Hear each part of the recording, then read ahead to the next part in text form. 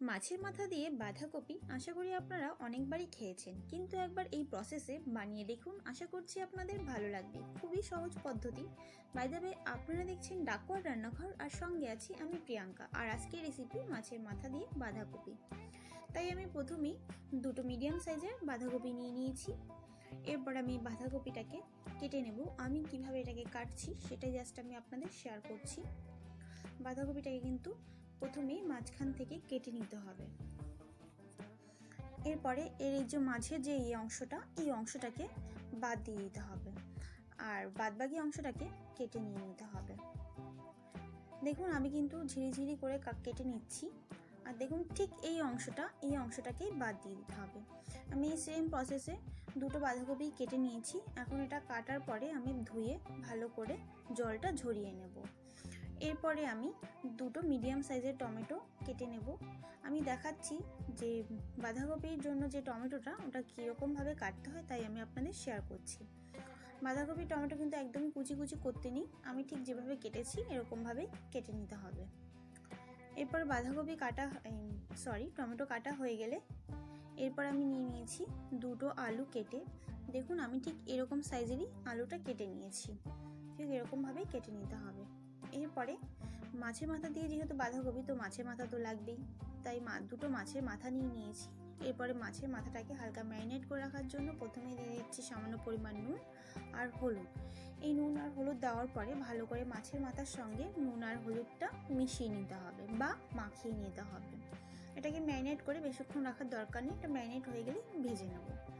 তাই প্রথমেই আমি একটা কড়াই ভালো করে গরম করে এর ভিতরে 1 কাপ সর্ষের তেল দিয়ে দিয়েছি। আর তেলটাকেও কিন্তু খুব ভালো করে গরম করে নিতে হবে। তেলটা গরম হয়ে গেলে এর ভিতরে মাছের মাথা দুটো দিয়ে দিতে হবে। মাছের মাথাটাকে মিডিয়াম ফ্লেমে ভাজতে হবে, হাই ফ্লেমে কিন্তু ভাজা যাবে না। এক পাশ হয়ে গেল এরপরে অপোজিট পাশটাও ভালো করে ভেজে নিতে হবে, তবে অপোজিট পাশটাও কিন্তু মিডিয়াম ফ্লেমেই ভাজতে হবে। মাছের মাথা ভাজা হয়ে গেলে মাছের মাথা দুটোকে তুলে নিতে হবে। এরপর আমি ওই একই পাত্রের ভিতরে দিয়ে দিচ্ছি ফোড়ন। প্রথমে দিচ্ছি কালো জিরে 1 চা চামচ, আর সঙ্গে দিচ্ছি দুটো শুকনো লঙ্কা দুটোকে আমি মাঝখান থেকে চিড়ে দিয়েছি, আর দিচ্ছি দুটো তেজপাতা। এরপরে এই সমস্ত উপকরণগুলোকে একটু হালকা ভেজে নিতে হবে যতক্ষণ না এর থেকে একটা সুন্দর স্মেল বেরোচ্ছে। ভাজা হয়ে গেলেই এর ভিতরে দিয়ে দিতে হবে কেটে রাখা টমেটো। এই টমেটোটাকে 2 মিনিট মতন কষিয়ে নিতে হবে মিডিয়াম ফ্লেমে, কিংবা একদম লো ফ্লেমেও কষাতে পারেন। এরপর এর ভিতরে দিয়ে দিতে হবে 1 চা চামচ আদা বাটা। এই আদাটাকেও ততক্ষণ কষাতে হবে যতক্ষণ না এর থেকে কাঁচা গন্ধটা যাচ্ছে। এরপরে এই টমেটোটা যাতে একটু সিদ্ধ হয় ভালো মতন, তার জন্য এর ভিতরে দিয়ে দিতে হবে পরিমাণ মতো নুন। আমি এখানে 1/2 চা চামচ নুন দিচ্ছি। এরপরে আরও একবার ভালো করে নাড়িয়ে নিতে হবে। টমেটোটা যখন মোটামুটি গলে গলে যাবে তখন এর ভিতরে কেটে রাখা আলুগুলো দিয়ে দিতে হবে। এই আলুটা দেওয়ার পরে আরও একবার ভালো করে নাড়িয়ে নিতে হবে। এরপরে এর ভিতরে আমি কিছু মশলা অ্যাড করব। প্রথমেই দিচ্ছি পরিমাণ মতো নুন। নুনটা কিন্তু বুঝেই অ্যাড করতে হবে, আমি কিন্তু এখানে লাস্ট নুন ব্যবহার করছি। আর দিয়ে দিতে হবে স্বাদের জন্য 1 চা চামচ ধনের গুঁড়ো, আর সঙ্গে দিয়ে দিচ্ছি 1 চা চামচ জিরের গুঁড়ো, আর কালারের জন্য দিয়ে দিতে হবে 1 চা চামচ হলুদের গুঁড়ো। এরপরে আমি দিচ্ছি আরও একটু কালারের জন্য 1 চা চামচ কাশ্মীরি লঙ্কার গুঁড়ো। এরপরে সমস্ত উপকরণগুলোকে একটু নাড়িয়ে ভালো করে মিশিয়ে নিতে হবে। এরপরে গ্যাসের ফ্লেমটাকে কিন্তু একদম লো করে দিয়ে 3 থেকে 4 মিনিট ধরে কষাতে হবে। আর সবশেষে দিয়ে দিচ্ছি পরিমাণ মতন কাঁচা লঙ্কা। আর আপনারা যারা যেরকম ঝাল পছন্দ করেন তারা কিন্তু ঠিক সেই পরিমাণেই লঙ্কাটা দেবেন।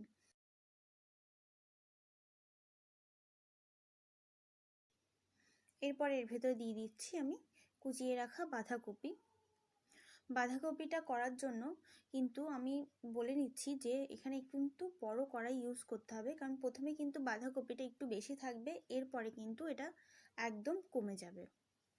তাই একটু বড় কড়াই নিলে সুবিধাই হবে। বাঁধাকপিটা দেওয়ার পরে আমি এটাকে একটা গাবলা বা বড় সাইজের থালা দিয়ে ঢাকা দিয়ে দেবো মিডিয়াম ফ্লেমে রেখে। এরপর আমি 10 মিনিট পর ফিরে এলাম। এরপরে বাঁধাকপিটাকে দেখুন অনেকটাই কিন্তু কমে গেছে। এরপর এটাকে একটু নাড়িয়ে সমস্ত মশলা বা সমস্ত উপকরণগুলোকে ভালো করে একটু মিশিয়ে নিতে হবে। মেশানো হয়ে গেলে এর ভেতরে দিয়ে দেবো ভেজে রাখা মাছের মাথাটা দেওয়ার পরে এটাকে এরকম খুন্তির সাহায্যে ভেঙে দিতে হবে মাছের মাথাটাকে। দেখুন আমি কিভাবে ভেঙে দিচ্ছি, ঠিক এভাবে ভেঙে দিতে হবে।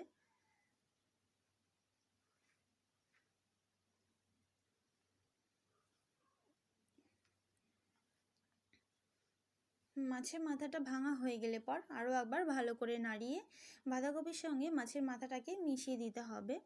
মেশানো হয়ে গেলে এটাকে আরও আমি ঢাকা দিয়ে 15 মিনিট মতন রেখে দেবো একদম লো ফ্লেমে। 15 মিনিট পর ফিরে এলাম। দেখুন বাঁধাকপিটা কিন্তু টেনে একদম কমে গেছে। এরপরে সবশেষে দিয়ে দেবো আমি 1 চা চামচ গরম মশলা, আর সঙ্গে দেবো 1 চা চামচ জিরের গুঁড়ো, আর দেবো হালকা মিষ্টির জন্য 1 চা চামচ চিনি। আপনারা চাইলে এটা স্কিপও করে দিতে পারেন। আর দিয়ে দিচ্ছি 2 চা চামচ মতন কাঁচা সর্ষের তেল। আর সঙ্গে দেবো, এটা কিন্তু মাস্ট, 1 চা চামচ ঘি দিয়ে দেবো। আমি কিন্তু এই বাঁধাকপিটাকে সিদ্ধ করে জল ফেলে দিইনি, তার জন্য এই ঘিটা দেওয়ার ফলে এর ফ্লেভারটাও কিন্তু খুব সুন্দর আসবে আর খেতেও কিন্তু খুব ভালো হবে। তাই কিন্তু এই ঘিটাকে কিন্তু একদমই স্কিপ করে যাবেন না। এরপরে আরও একবার ভালো করে নাড়িয়ে আমি 2 থেকে 3 মিনিট মতন লো ফ্লেমে এটাকে কুক করব।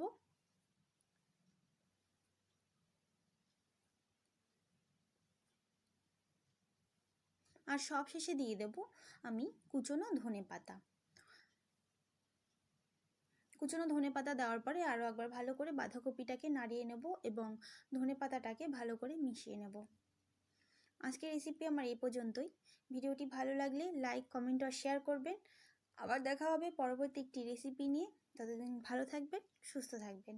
জয় হিন্দ, বন্দে মাতারাম।